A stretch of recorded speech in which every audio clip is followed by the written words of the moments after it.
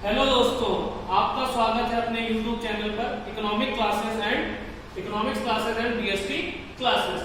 आज की क्लास में हम जो डिस्कस करने वाले हैं वो है इकोनॉमिक्स, और आज हम सीबीएसई की 12th के इकोनॉमिक्स के बेसिक इंट्रोडक्शन के बारे में पढ़ने और समझने वाले हैं। तो सिलेबस स्टार्ट करने से पहले जो बेसिक इंट्रोडक्शन है वो हम इस बुक का करेंगे। तो हमारी जो बुक है इकोनॉमिक्स की 12th में, उसके हमारे दो पार्ट हैं, part A and part B. दो पार्टीशंस किए हैं। जो पार्ट ए है उसका नाम है introductory macro economics. That means कि जो मैक्रो इकोनॉमिक्स है उसका एक बेसिक इंट्रोडक्शन दिया जाएगा। अभी तक हमने पढ़ रखा है कि macro economics is a part of economics in which we study whole economy. हम पूरी इकोनॉमी की स्टडी करते हैं, जहां पर उसी को हम कहते हैं मैक्रो इकोनॉमिक्स। इसमें हमारी सबसे पहले होगा national income and related aggregates. इस टॉपिक में नेशनल इनकम से रिलेटेड सारे टॉपिक समझे जाएंगे, like circular flow of income समझा जाएगा। उससे रिलेटेड आगे हम लोग इसकी कैलकुलेशन करना, कैलकुलेशन के तीनों मेथड्स, इसके न्यूमेरिकल सम्स। तो जो ये पार्ट है हम ये पढ़ेंगे national income and related aggregates topic में। ये टॉपिक है हमारे पूरे 10 मार्क्स का, मतलब इस पर ध्यान देने की जरूरत है, क्योंकि इसमें से एक 6 मार्क्स का न्यूमेरिकल सम आने के चांसेस ज्यादा होते हैं। सेकंड जो टॉपिक है वो है हमारा मनी एंड बैंकिंग। इस सिस्टम में हम ये पढ़ेंगे कि कंट्री में जो मनी सर्कुलेट होता है वो कॉन्सेप्ट आया कहां से, मनी से पहले कौन सा सिस्टम होता था। जैसे कि आपको पता है गुड्स एक्सचेंज सिस्टम या बार्टर सिस्टम के नाम से हम जानते हैं, पहले वो हुआ करता था। बाद में हमारा मनी बनाएगा। Money means medium of exchange को कहा जाता है। और हम बात करें आगे की, तो जो बैंकिंग सिस्टम बने हुए, सेंट्रल बैंक, कमर्शियल बैंक, इनके क्या फंक्शंस होते हैं, कौन से प्राइमरी, कौन से सेकेंडरी, किस तरीके से क्रेडिट कंट्रोल की जाती है, ये जो टॉपिक हम स्टार्ट करेंगे ये इसमें होगा, और ये होगा हमारे 6 मार्क्स का। इसका वेटेज 6 मार्क्स का दिया गया। थर्ड जो टॉपिक है हमारा वो है determination of income and employment. इस टॉपिक में हम डिस्कस करेंगे कि आपकी कंट्री की एग्रीगेट डिमांड कितनी है, एग्रीगेट सप्लाई कितनी है, और इसी के बेसिस पर कंट्री में क्या इनकम होगी, क्या एम्प्लॉयमेंट का रेशियो होगा, वो हम इस थर्ड यूनिट में पढ़ेंगे, जो कि होगी हमारे 12 मार्क्स की।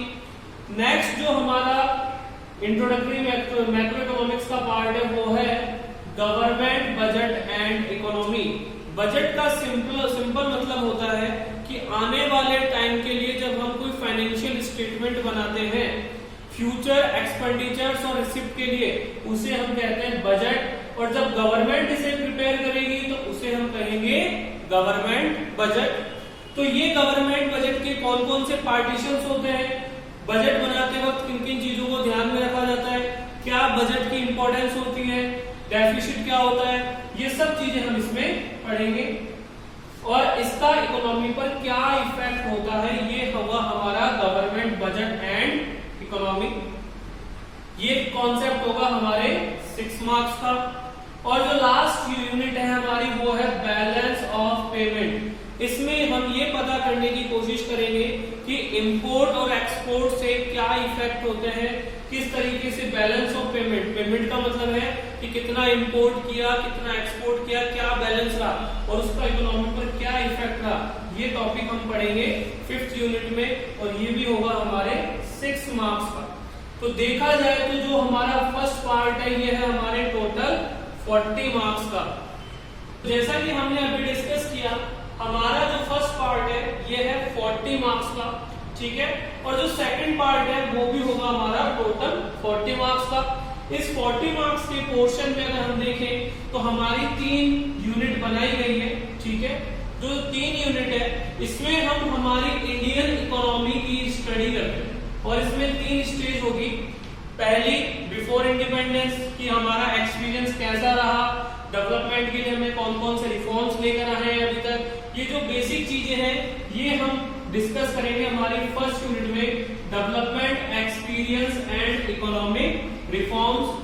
ध्यान से समझना, डेवलपमेंट एक्सपीरियंस जो है ये हमारे आफ्टर इंडिपेंडेंस मतलब 1947 से शामिल किया गया है 1990 तक। इस टाइम तक हमारी कंट्री में कितना डेवलपमेंट हुआ है, नहीं हुआ है, क्या क्या ड्रॉबैक्स रहे, क्या 5 ईयर प्लान्स है, इस सब का जो एक बेसिक एक्सपीरियंस दिया जा रहा है इकोनॉमी का, वो है हमारी फर्स्ट यूनिट में। साथ के साथ में इकोनॉमिक रिफॉर्म्स। इकोनॉमिक रिफॉर्म्स का मतलब है कि इकोनॉमी को डेवलप करने के लिए जो रेवोल्यूशंस लेकर आए गए, जो चेंजेस लेकर आए, जैसे कि एलपीजी लेकर आए थे हम लोग, लिबरलाइजेशन, प्राइवेटाइजेशन और ग्लोबलाइजेशन। तो ये कब आए? ये आए थे हमारे 1991 में। कौन लेकर आया था? हमारे फॉर्मर जो फाइनेंस मिनिस्टर थे मनमोहन सिंह, डॉक्टर मनमोहन सिंह, वो लेकर आए थे। अब हम समझने वाली बात यह है कि ये जो सिस्टम था ये डिस्कस करता है कि क्या इफेक्ट रहा हमारी इकोनॉमी पर एलपीजी का, पूरे का, लाइक ग्लोबलाइजेशन से क्या फायदा हुआ, नहीं हुआ। तो ये जो पूरा डिस्कशन है ये होगा हमारे फर्स्ट यूनिट में, और ये यूनिट है हमारी 12 मार्क्स की। अगर हम बात करें तो सेकंड की, तो सेकंड है हमारी current challenges facing Indian economy, कि आज के टाइम में हमारी इंडियन इकोनॉमी कौन कौन से चैलेंजेस को फेस करी। फिलहाल तो कोरोना की बात कर लेते हैं हम, इसी चैलेंज को, एक महामारी जो चल रही है इसी को फेस कर रहे हैं। उसके अलावा और भी प्रॉब्लम्स हैं हमारी सोसाइटी में या हमारी इकोनॉमी की। लाइक सबसे जो बड़ी बात चलती है आज भी जो चल रही है वो चलती है पॉवर्टी की, मतलब सिंपल वर्ड्स में है तो गरीबी की। तो गरीबी में किस किस को शामिल किया जाएगा, क्या बिलो पॉवर्टी लाइन होगी, उसके लिए क्या कैलोरी रिक्वायरमेंट्स रखी गई है, क्या मनी की रिक्वायरमेंट रखी गई है, ये सब हमारे पॉवर्टी और इससे प्लस इसके बैकवर्ड डेटा देखा जाएगा कि कब कितना रहा हुआ है, आज के टाइम में कितना है, ठीक है। तो ये हमारे इस पॉवर्टी में शामिल किया गया। इसके अलावा और भी है अनएम्प्लॉयमेंट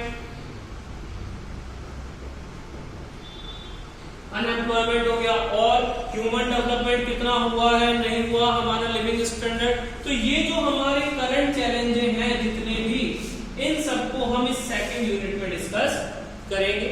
और ये सेकंड यूनिट होगी हमारे 22 मार्क्स की, जो कि सबसे ज्यादा वेटेज रखती है हमारे सिलेबस में।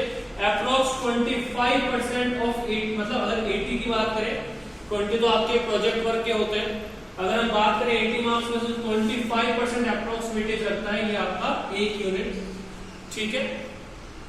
नेक्स्ट आते हैं हमारे डेवलपमेंट एक्सपीरियंस ऑफ इंडिया। हम ये टॉपिक तो आ चुका है, लेकिन नहीं, ये दूसरा है अ कंपैरिजन विद नेबर्स।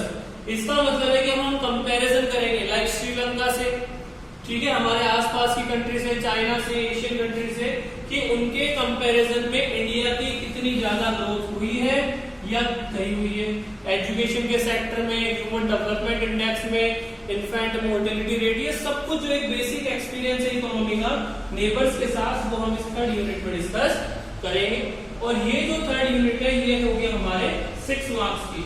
हम टोटल करें तो ये होगी यूनिट होगी हमारे 40 मार्क्स की।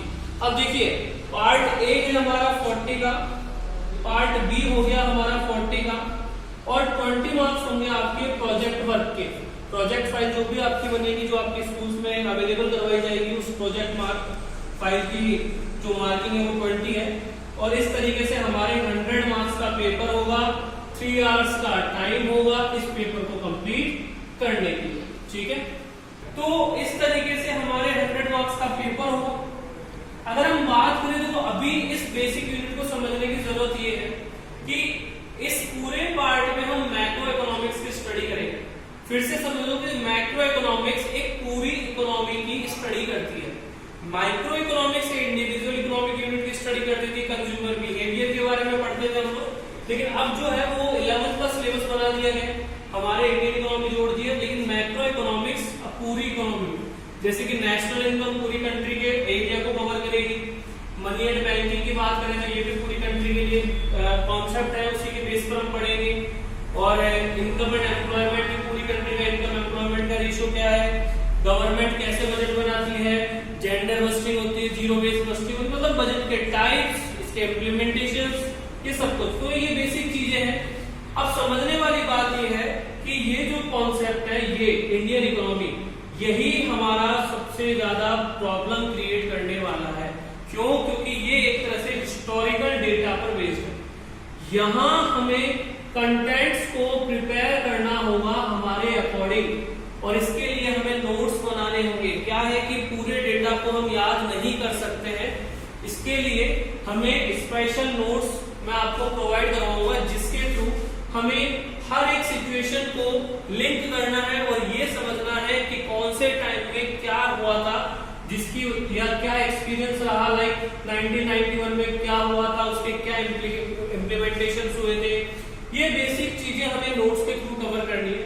तो बेस्ट मेथड ये है कि हम नोट्स बनाएं और कवर करना स्टार्ट करें। ठीक है, पता नहीं है कि अभी वैसे रेगुलर क्लासेस कब से स्कूल में स्टार्ट होगी, तो आप अपना टाइम यूटिलाइज कीजिए इस चीज के ऊपर कि अभी हमारा टाइम वेस्ट नहीं हो और हम हमारे इकोनॉमिक्स के टॉपिक को कवर करना स्टार्ट करें।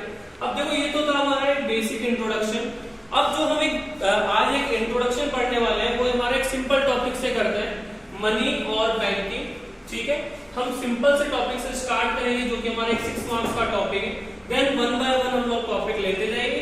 एक टॉपिक हम मैक्रो इकोनॉमिक्स का लेंगे और एक टॉपिक लेंगे हम इंडियन इकोनॉमिक डेवलपमेंट का। तो स्टार्ट करते हैं हमारा topic first, money and banking. तो हमारा ये जो टॉपिक है ये है मनी एंड बैंकिंग, और अभी अभी हमने डिस्कस किया कि ये टॉपिक है हमारे 6 मार्क्स का। स्टार्ट करते हैं किसी टॉपिक से। देखो, हम पढ़ने जा रहे हैं मनी का इंट्रोडक्शन। मनी का सिंपल मतलब हम लोग कहते हैं कि एक ऐसा आइटम जिसके थ्रू हम गुड्स और सर्विसेज को एक्सचेंज करते हैं, उसी को हम क्या कहते हैं? मनी। ये हमारे मनी का बेसिक मीन है। इसे हम सिंपल वर्ड्स में कहते हैं मीडियम ऑफ एक्सचेंज। अब समझने वाली बात यह है कि क्या मनी हमेशा स्टार्टिंग से हो? तो हम थोड़े से पुराने जमाने में जाने की कोशिश करते हैं। हम मूवीज वगैरह में देखा होगा हमने कि राजा महाराजाओं के टाइम सिक्के वगैरह चला करते थे। लेकिन अगर हम और भी पुराने वाले सोसाइटी के बारे में सोचे तो हमें पता है कि देखो, इंसान की जो जरूरतें हैं वो खुद से पूरी नहीं कर सकता, तो उसे अपने नीड्स को पूरा करने के लिए एक्सचेंज करना ही करना पड़ता है।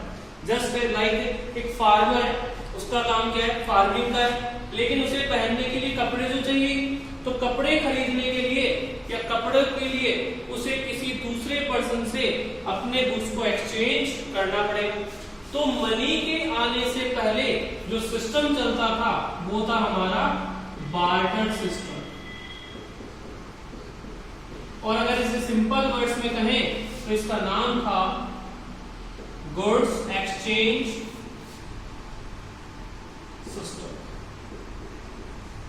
इसका मतलब यह है कि गुड्स एक्सचेंज सिस्टम इसलिए कहा गया क्योंकि पहले करेंसी कॉइन्स नहीं हुआ करते थे, तो गुड्स के बदले गुड्स एक्सचेंज किए जाते थे। या सर्विसेज की हम बात करें तो इसी को हमने कहा था बार्टर सिस्टम। मनी के आने से पहले ये सिस्टम चला करता था, लेकिन क्यों नहीं अभी भी है रनिंग में? रीजन कुछ है हमारे पास, सिंपल से रीजन है कि बार्टर सिस्टम जो था वो एक कंप्लीट सिस्टम नहीं था। इसके बहुत सारे ड्रॉबैक्स थे जिसकी वजह से ये सिस्टम एक अच्छा इफेक्टिव सिस्टम नहीं बन पाया। तो क्या ड्रॉबैक्स थे? पहला था इसका डबल कोइंसिडेंस ऑफ वांट्स। इसका मतलब क्या है कि दो लोगों की जरूरतें एक जगह मिलना जरूरी है। ठीक है, जस्ट फॉर एग्जांपल हम लोग ले लेते हैं एक फार्मर का एग्जांपल जिसने राइस का प्रोडक्शन किया, ठीक है, और एक है अपना ट्रेडर, वही क्लोथ्स वर्क। अब फार्मर को चाहिए क्लोथ्स, तो क्लोथ्स तभी लेगा ये जब इसे राइस की रिक्वायरमेंट होगी। अगर सपोज इस ट्रेडर को राइस की रिक्वायरमेंट ही नहीं है तो क्यों ये राइस के बदले क्लोथ्स देने का काम करेगा? मतलब जब तक ट्रेडर को राइस की रिक्वायरमेंट नहीं होगी और फार्मर को क्लोथ की रिक्वायरमेंट नहीं होगी, तब तक ये सिस्टम कंप्लीट नहीं कर पाएगा इस ट्रांजैक्शन को। तो सबसे बड़ा ड्रॉबैक ये था कि दो लोगों की जरूरतें एक टाइम में मिलनी जरूरी है। अगर ये जरूरतें नहीं मिलेगी तो ये ट्रांजैक्शन भी कंप्लीट नहीं होगा। इसका मतलब सिंपल सा है कि हमें हमारी जरूरतों को पूरा करने के लिए बहुत घूमना पड़ेगा या इंतजार करना पड़ेगा। ठीक है, सेकंड आता है हमारा measurement of value.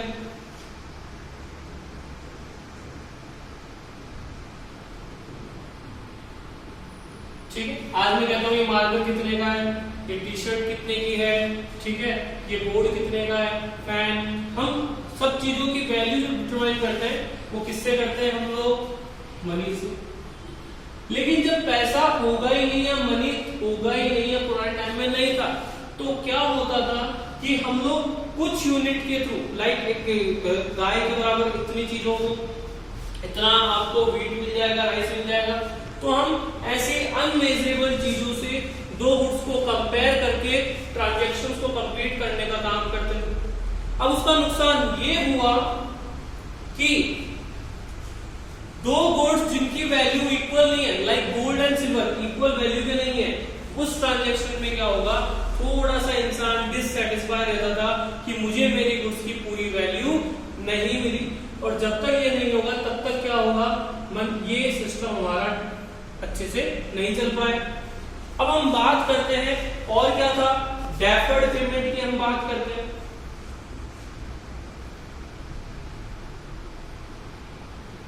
Deferred payment का मतलब है कि इंसान अपनी जरूरतों को पूरा करने के लिए पैसा भी उधार ले लेता है।